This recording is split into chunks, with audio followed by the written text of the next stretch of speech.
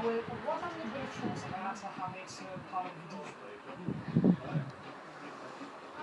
Yes, I think one of those stewardesses was a bit not original.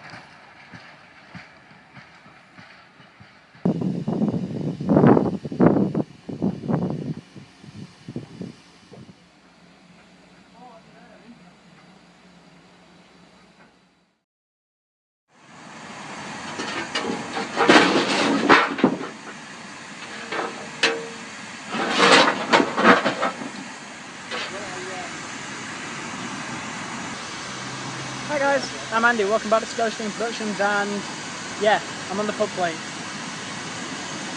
My hands are really grubby. It's my face, it's a little bit here and there.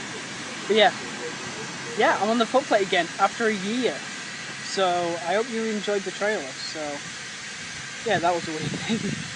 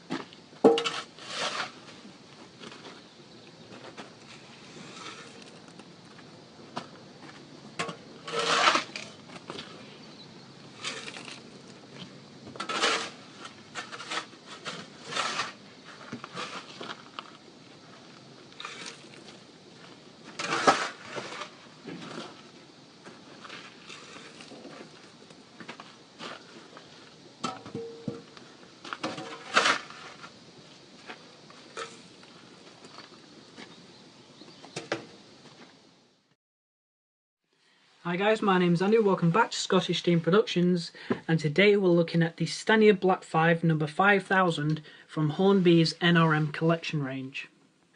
Now as for the running of the loco, it runs very smoothly over points at low speeds, and I can show you this now.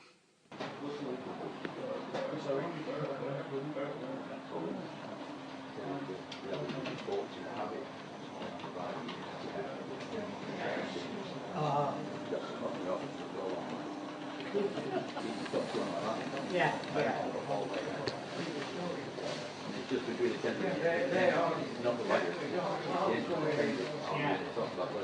So that I was very impressed with. There was no hesitation over points whatsoever due to, well, thanks to pickups in the loco and in the tender.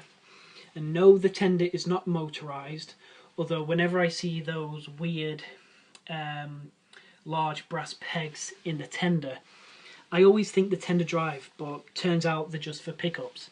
And I think I'm incredibly stupid for only just realising that now. Now, haulage.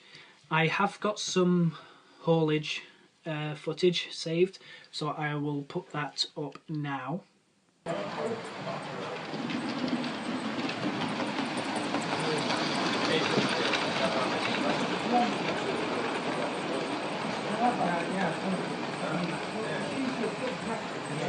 Now moving on to the detail in the cab, it is actually very, very nice. You can see the cab doors and the, I think it's called the lapping plate, this thing here. I'm not too sure, but someone correct me in the comments. As you can see, the regulator, blower, firebox doors, reversers are all very nicely detailed and painted. That's one thing I didn't like about some of the older Hornby models or the Bachmann models, is that it was all there, it was all nicely etched into the cab, but it wasn't painted. Now I don't know if that's due to the cost or if it was too fiddly at the time, but now that it's here, it's absolutely fantastic. So a very nice improvement for Hornby. So with all that covered, the detail and the running and some of the problems covered, what do I think of it overall? Once it's had its run-in, it is absolutely fantastic.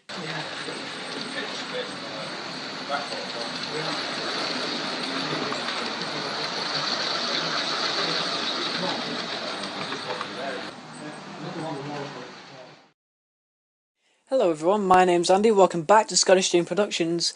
Today is a video I've waited to do for a long time, ever since they were announced. Today I'm doing a review of Hatton's exclusive ready-made Andrew Barclay 040 saddle tanks. And boy, what a model this is.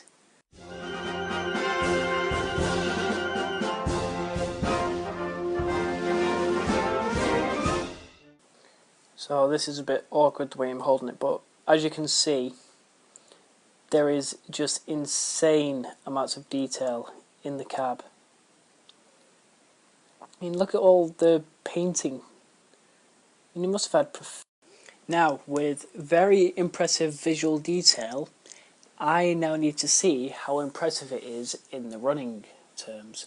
Now, Hattons have already shown clips of these locos running, but I want to see it for myself. So, I can't test it here because my shunting layout is currently demolished. Silson Steam Railway has got electrical problems, so nothing can be run until that's fixed. So, we are going to go to another layout and I will show you its running capabilities there.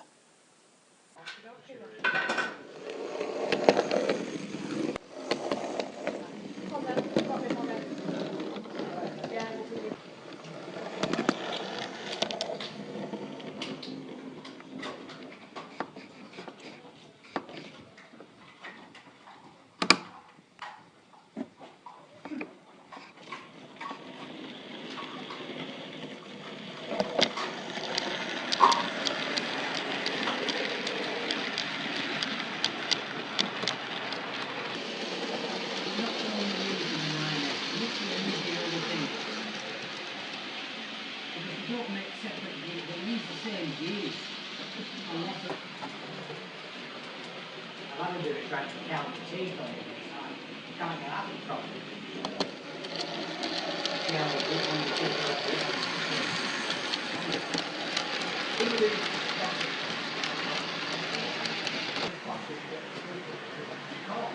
no.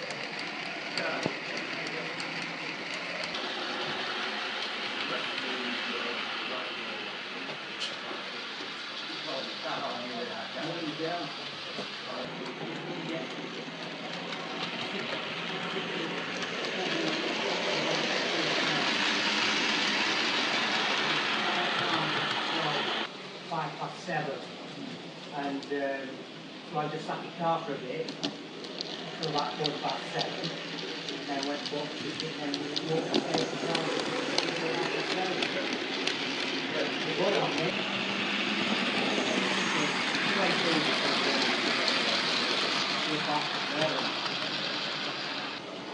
I didn't blame you.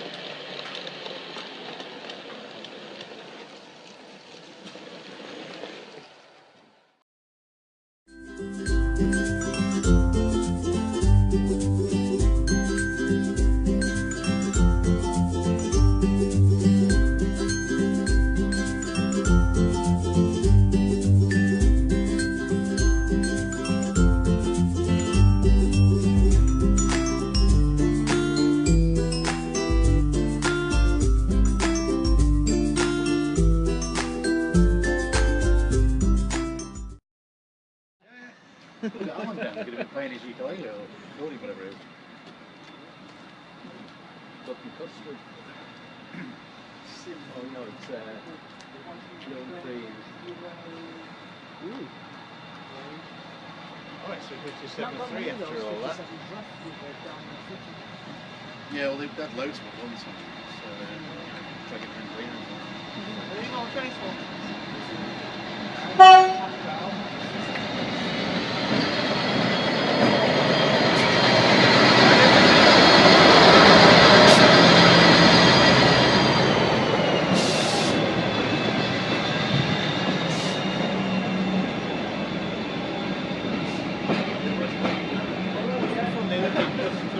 Happy, aren't they? Yeah. Apart from the odd miserable. Smile.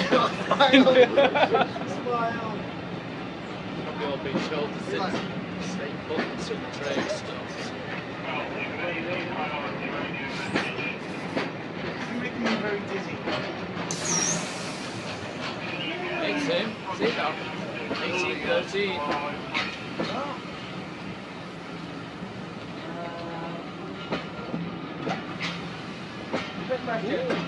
How are you going to get all 13 carries on this platform?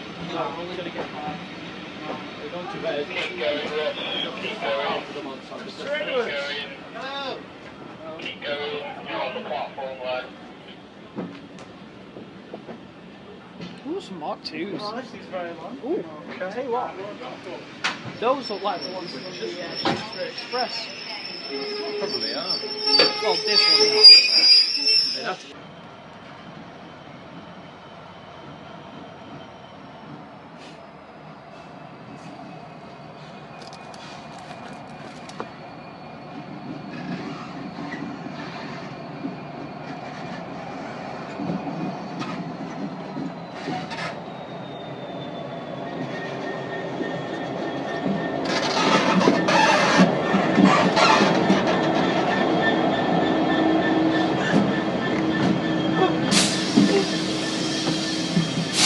No one likes this, Okay, thanks.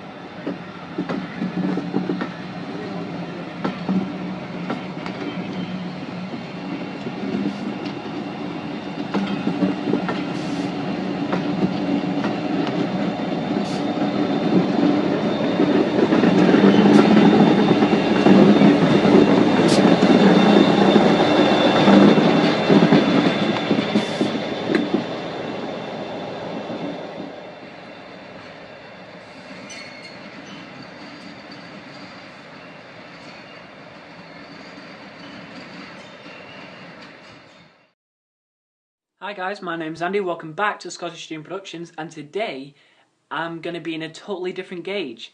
You might not even know I have this, or some of you might. Today I'm going through my N-gauge collection that I got at the Preston Model Railway exhibition back in 2016, so without any delay, let's get on with it. So this is the first of the lot, which is a BR Standard Class 03, number 03066 in BR Blue. So this is one of the 4 wagons that I bought with the set. It is a BR 12-ton conflat wagon with a GWR box van body. I'm not 100% sure what they were called, but I believe it's a box van body on the top. Now this is wagon number 2. It is a BR 12-ton ventilated van in, well, is it bauxite? I'm not quite sure. It's a BR 12-ton ventilated van in Worthington think that's Worthington Burton livery, and this is wagon number 5. This is wagon number 3. It is another BR ventilated van in what looks to be some sort of grey in Bass livery. I think this is a Shandy Bass van, which would have carried the drinks to either the factories or to the shops to sell them. And then finally, van number 4 of this lot is a BR, I think, horse box wagon, or a livestock wagon. Now, moving on to the first Engage set I ever bought. This is the Class 24 in BR Blue, number 24077. The first coach that comes with this pack is this BR Mark 1 Blue and Grey BG. Now, this is the last carriage in the Parcel Express pack, which is actually an BR Mark 1 GUV in BR Blue livery with the express parcels on the side. So that is my Engage collection thus far. I do intend to get some more models in Engage, and I do intend on doing an Engage layout, just as like a little side project into, you know, finer detail and more minute bits of detail and all that. I've already said detail? I think I did. Oh well. But if I do get a new Engage loco, you will see it reviewed on the channel, or you will see it mentioned in the ScottishSteamProductions Facebook page.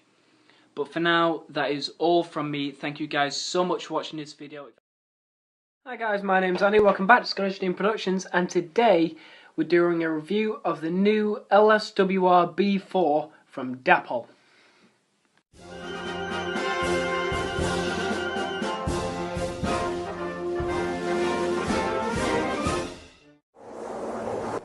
One of the few of the 25 B4 tank engines built by William Adams for the London South Western region between 1891 and 1908. The class were assigned to various depots around the London South Western railway system, including Southampton Docks, Eastleigh, Plymouth, Frary and Bournemouth. The Southern Railway also used them at Dover Marine, Ashford, Stewart's Lane and Guildford. They were also used to shunt cramped goods yards at Winchester City Railway Station. With a mighty tractive effort of 14,650 pounds, these B4 class locomotives could easily haul a heavy train.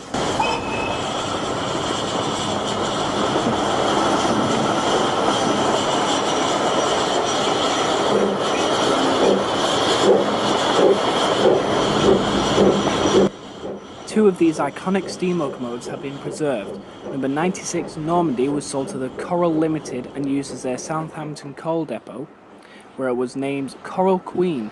It has been preserved on the Bluebell Railway, where in the days before it had any diesels. It was often used where the other heritage railways used a diesel shunter. As of now, Normandy is at the end of its boiler certificate and on static display awaiting overhaul. Number 102 Granville was purchased in 1964 after withdrawal by Butlins, and then put on display alongside LMS Royal Scot number 6100 at the firm's Skegness Holiday Camp. In 1971 it was moved to Bresingham Steam Museum near Diss, Norfolk, where it remains on display, no news of overhauls.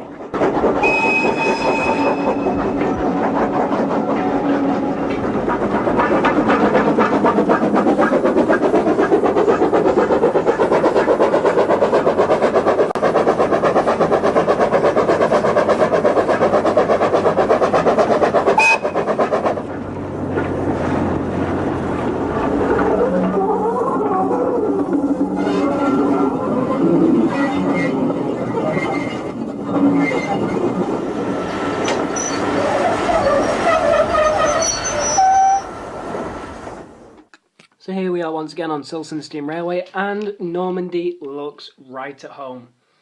This will be on this layout because any 040 will be on this layout, regardless. And I actually really am impressed with how small it is and how well it just fits in with everything. Now, Normandy is currently out of service, I believe, with an expired boiler ticket. So I'm not going to do what I normally do at exhibitions and not run it.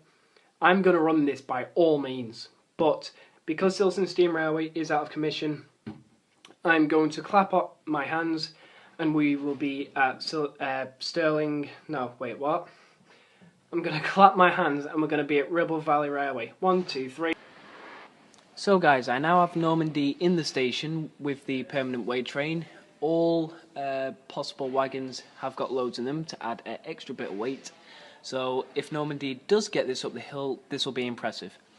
But if it doesn't, it's still a fantastic loco. So, let's see how strong you are.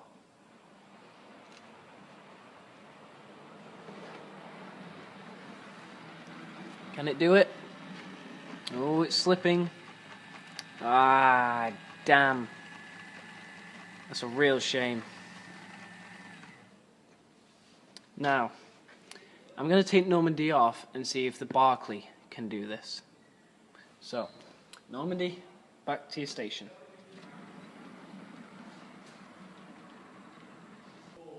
Okay, so the Barclay is in the station with the permanent way train. I've marked on the other track where Normandy stopped. So, let's see how the Barclay handles it.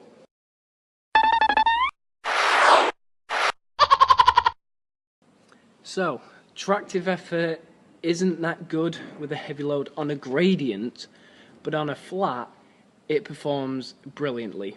Because I've just tested it, and if it got to the top of the hill, it would have pulled the load no problem, which is actually really good.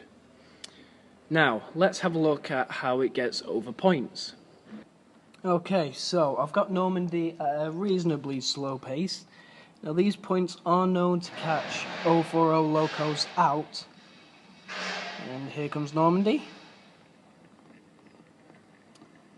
And no hesitation at all. That is impressive. Now, in that last clip, I doubt you saw it, but I noticed something in the cab when Normandy went past. I have a suspicion of what it is, and if it is what I think it is, it's going to bump the marks up a lot from what they are right now in my head. So, we're going to go over to the viaduct. We're going to hold Normandy in place and look inside the cab and see if I can spot what happened. So guys, here we are on the very makeshift testing thing, whatever I've done. And I was right, you guys need to see this. In there, in the cab, there is a factory fitted firebox flicker. That is amazing. I've never seen that on a ready to run 00 gauge model. This B4 from Dapol has been done to perfection. So what are my final thoughts on this model? Well, the running capabilities are amazing. It's really smooth, really quiet. I mean, I could barely hear anything when it was just trundling around the layout just before I filmed it going over the points. It was really quiet. The tractive effort could be better. I think it's mainly because the loco is so light, and the Barclay could pull the permanent way train because it's quite a bit heavier than Normandy here.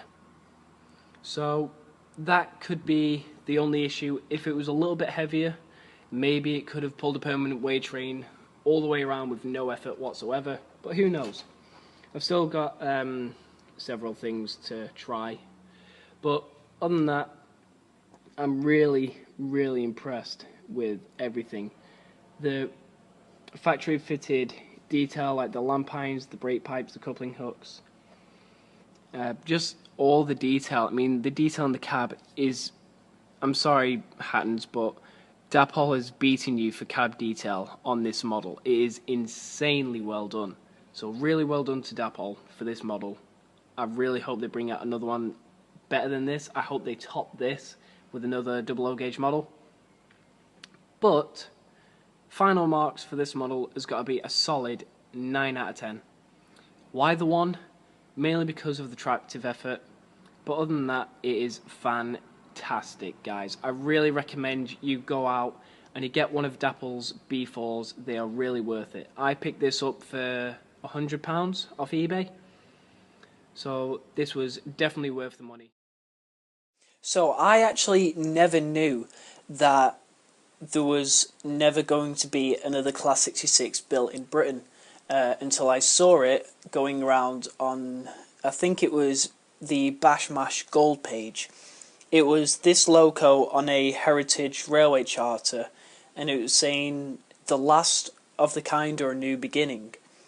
And I thought, well, hang on, what's this about? So I looked it up, and then I found out that it was the last one. And it turns out I'd actually seen it when I went to NRM, and I completely ignored it because I thought, oh, it's just another 66. I didn't notice the British Railways logo. I didn't notice it was in BR green. So that was me being a complete blooming muppet. So, running quality of this loco. How smooth does it run? Let's find out. Look at that. That is really, really smooth. And the other way again. I don't know if you could see the reversing lights. Here we go. Forward facing lights are coming on. Very good. That is a really, really smooth Batman loco. Another test I need to make sure of this loco is, does it hesitate over points? Let's have a look. No. The answer is a straight dead no, thanks to pickups in both bogies and on all 12 wheels. That is absolutely fantastic. And the other way.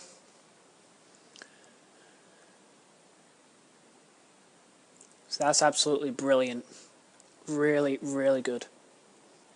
Now, haulage capacity. I'm going to put as many coaches behind this as I can, and then we're going to see if it can get up this hill. This layout, I believe the hill is a 1 in, I think it's a 1 in 40. So, pretty steep.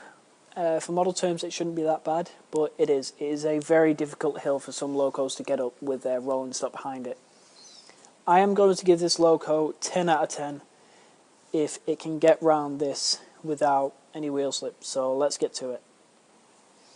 So here we are. I am now back. It has been 10 minutes since I put this train together because coach pipe couplings are very fiddly. But I have 6 West Coast Railways Mark 1s. We have Evening Star at the signal box, waiting for the guard to blow his whistle.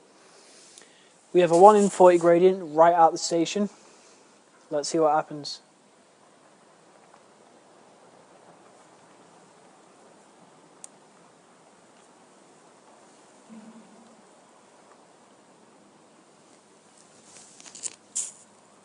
Look at that. It's like the coaches aren't even there for it. Oh, bad track. And once more again, slightly faster. Just look. This doesn't care. That is amazing.